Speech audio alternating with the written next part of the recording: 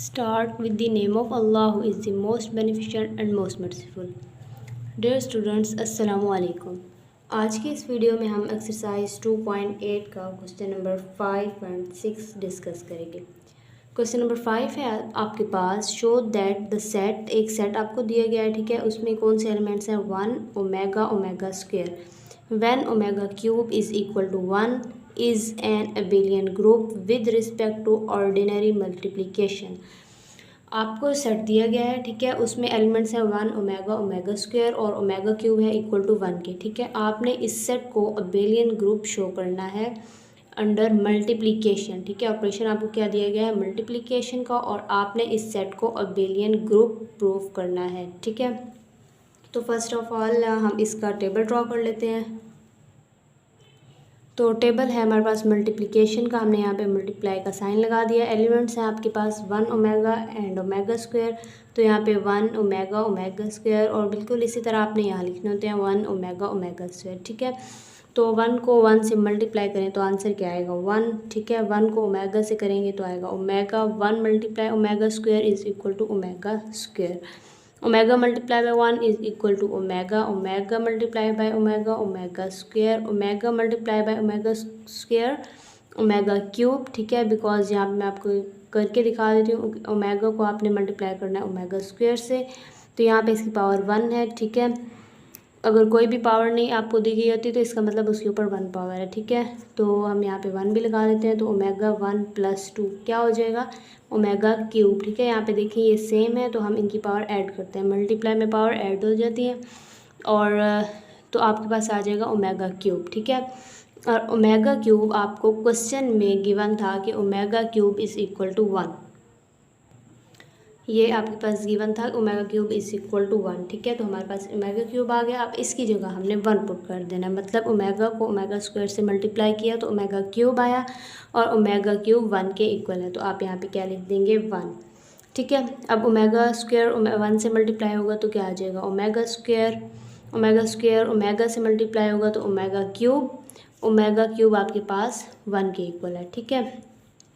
और omega square को omega square से करेंगे तो आ जाएगा आपके पास ओमेगा 4, ठीक है। ओमेगा 4 को आप लिख सकते हैं ओमेगा क्यूब डॉट ओमेगा, या मल्टीप्लाई डॉट मीन्स मल्टीप्लाई होता है, ठीक है।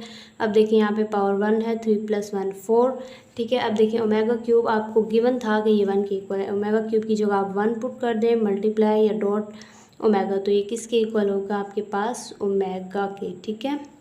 1 मल्टीप्लाई ओमेगा, तो ओमेगा स्क्वायर को ओमेगा स्क्वायर से मल्टीप्लाई करने से आंसर आता है हमारे पास ओमेगा। अब हमने इसका टेबल तो ड्रॉ कर लिया, अब हमने इसकी सारी प्रॉपर्टीज़ बतानी है और फिर इसको अबेलियन ग्रुप शो करना है, ठीक है। तो अब देख लें, आप किसी भी आप एलिमेंट्स को जब किसी भी 2 एलिमेंट्स को आप जब मल्टीप्लाई करते हैं तो आंसर अगेन उसी टेबल में से ही आता है, उसी सेट में से आता है, ठीक है। देखें, अगर हम यहाँ पे देख लें ओमेगा को ओमेगा से मल्टीप्लाई किया तो आंसर क्या आया, ओमेगा स्क्वायर, ठीक है। और ये ओमेगा स्क्वायर आपके गिवन सेट में मौजूद है। ओमेगा स्क्वायर को ओमेगा से किया तो आंसर आया था 1, ठीक है। तो 1 भी आपके सेट में मौजूद है। ओमेगा स्क्वायर को ओमेगा स्क्वायर से करते हैं तो आपके पास आया ओमेगा, और ये भी आपके सेट में मौजूद है। इसका मतलब किसी भी 2 नंबर को आप मल्टीप्लाई कर रहे हैं तो आपके पास जो आंसर आता है वो आपके सेट में मौजूद है, ठीक है। तो इसका मतलब ये क्या होगा, आपके पास क्लियर लॉ होल्ड करता है, ठीक है। तो आप यहाँ पे क्या लिखेंगे, table shows that set satisfies the clear law with respect to multiplication, ठीक है। टेबल में आपके पास ये शो हो रहा है कि आपका set clear law with respect to multiplication satisfy है, because all elements of table belongs to S, क्योंकि सारे एलिमेंट्स आपके टेबल एस से हैं, मतलब अब अगर आपको जो गिवन सेट है उसको एस का नाम दे दें, ठीक है। तो ये उसमें तमाम जो है एलिमेंट्स मौजूद हैं। और सेकंड प्रॉपर्टी क्या है आपके पास, एसोसिएटिव प्रॉपर्टी, ठीक है। तो उसमें आपको इसे 3 एलिमेंट्स लेते हैं, आप ले लें 1 ओमेगा ओमेगा स्क्वायर, ठीक है। ये क्या है, बिलोंग्स टू एस, जो सेट दिया गया था उसको आप एस का नाम दे दें, ठीक है। तो आप मल्टीप्लाई करें 1 dot omega into dot omega square, ठीक है, या आप करें 1 डॉट ओमेगा स्क्वायर, ठीक है। ये आपके पास स्क्वायर है। 1 डॉट ओमेगा 1 को ओमेगा से मल्टीप्लाई करते हैं ओमेगा आता है, ठीक है। यहाँ पे आपके पास ओमेगा स्क्वायर ये हो जाएगा ओमेगा 2 + 1 ओमेगा क्यूब, और ओमेगा क्यूब आपके पास गिवन था कि ये 1 के इक्वल है, ठीक है। अब हम इसकी राइट साइड देख लेते हैं। यहाँ पे आपके पास 1 ओमेगा को ओमेगा स्क्वायर से मल्टीप्लाई करेंगे ओमेगा क्यूब आ जाएगा, ठीक है। 1 डॉट ओमेगा क्यूब और ये आपके पास 1 के इक्वल है। Left hand side is equal to right hand side. It's mean associative law आपके पास होल्ड करता है, ठीक है। तो आप क्या लिखेंगे, this implies that associative law implies that associative law, ठीक है, ऑफ मल्टीप्लिकेशन इज सेटिस्फाइड, ठीक है। थर्ड है आपके पास आइडेंटिटी। तो आइडेंटिटी अंडर मल्टीप्लिकेशन क्या होता है, 1, ठीक है। तो 1 भी आपके सेट में मौजूद है, ठीक है। तो 1 इज़ आइडेंटिटी एलिमेंट, आप यहाँ पे लिखेंगे 1 is identity element with respect to multiplication, ठीक है। ये आपके सेट में मौजूद है। फोर्थ क्या आपके पास मल्टीप्लिकेटिव इन्वर्स, ठीक है, मतलब इन्वर्स। तो इन्वर्स आप कैसे फाइंड करते हैं, मतलब आइडेंटिटी आपके पास कहाँ पे आ रही है। 1 को आप किस से मल्टीप्लाई करते हैं तो आइडेंटिटी आती है। 1 को आप यहाँ पे लिखेंगे इन्वर्स ऑफ 1 इज़ 1, ठीक है। अब देखिए इन्वर्स ऑफ ओमेगा का इन्वर्स क्या है, ओमेगा को किस नंबर से मल्टीप्लाई करते हैं तो 1 आता है। ओमेगा को ओमेगा से मल्टीप्लाई करते हैं, ओमेगा को ओमेगा स्क्वायर से मल्टीप्लाई करने से 1 आता है, ठीक है।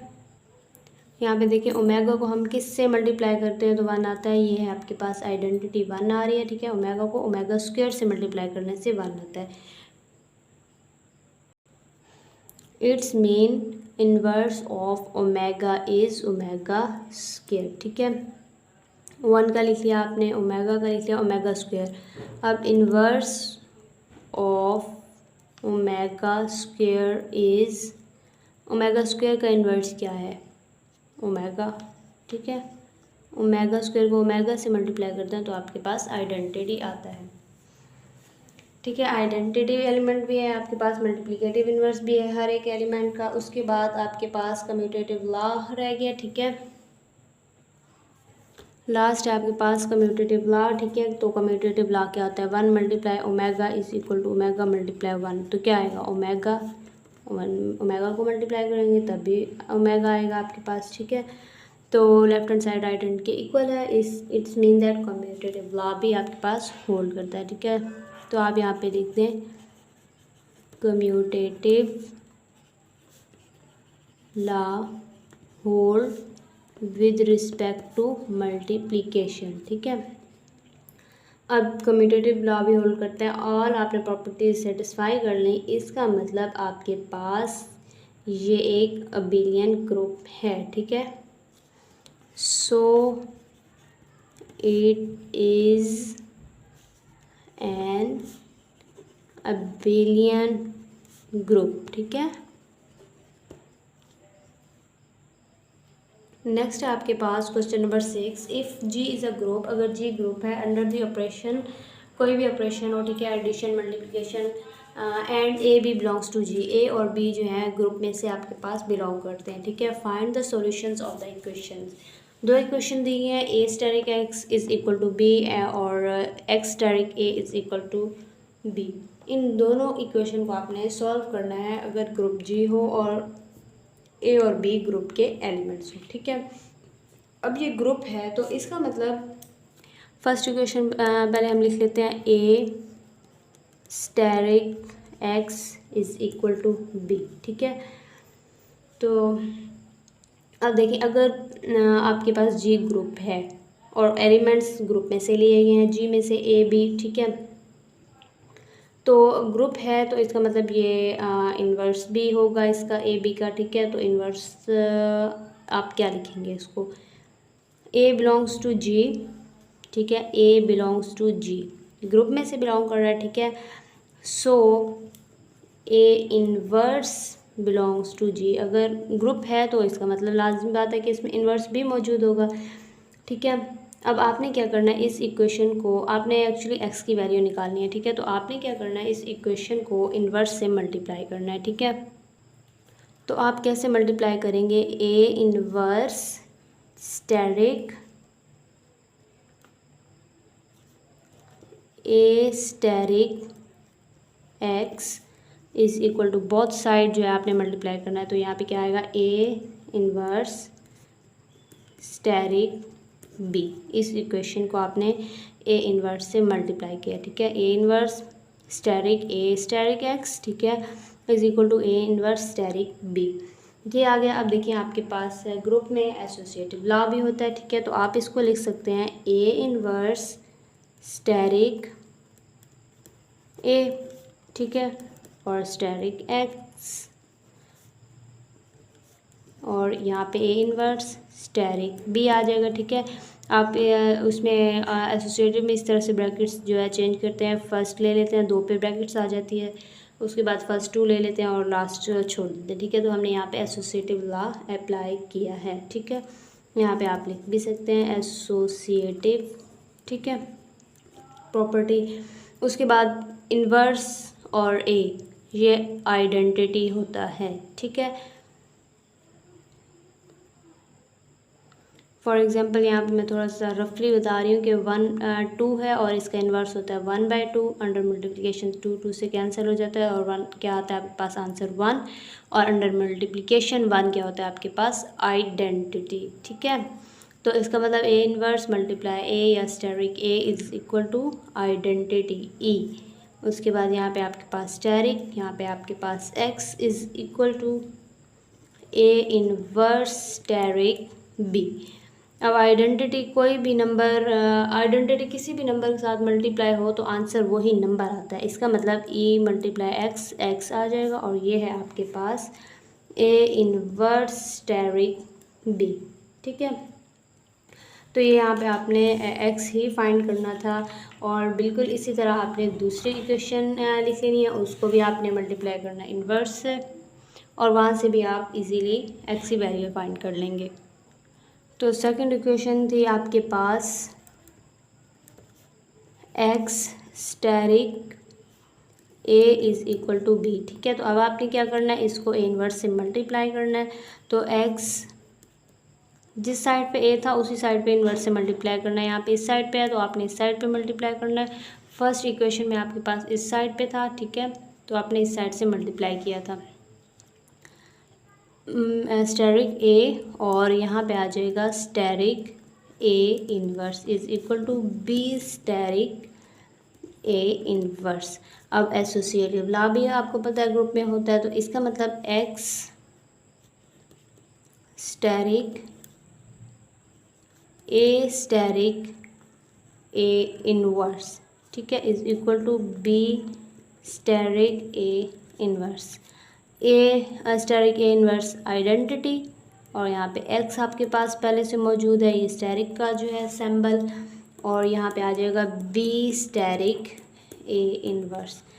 कोई भी आइडेंटिटी किसी भी नंबर से मल्टीप्लाई हो तो आंसर अगेन वही नंबर आता है। आइडेंटिटी एक्स से मल्टीप्लाई हुई, इट्स मीन एक्स आ जाएगा यहाँ पे, और ये होगा बी स्टेरिक ए इनवर्स, ठीक है। यहाँ पे आपने एसोसिएटिव लॉ अप्लाई किया तो यहाँ पे आप लिख दें एसोसिएटिव, ठीक है। तो यहाँ दोनों पार्ट्स को इक्वेशंस को आपने सॉल्व करके एक्स की वैल्यू फाइंड आउट करनी थी। तो यहाँ पे आपके पास एक्स की वैल्यू आ गई बी स्टेरिक ए इनवर्स, और यहाँ पे A inverse asterisk B. I hope कि आपको क्वेश्चन नंबर 5, 6 अच्छे से समझ आ गए होंगे। अगर वीडियो अच्छी लगी है तो इसे लाइक कीजिए, फ्रेंड्स के साथ ज़्यादा से ज़्यादा शेयर कीजिए, और सब्सक्राइब करना मत भूलिएगा। Thank you so much. अल्लाह हाफिज़।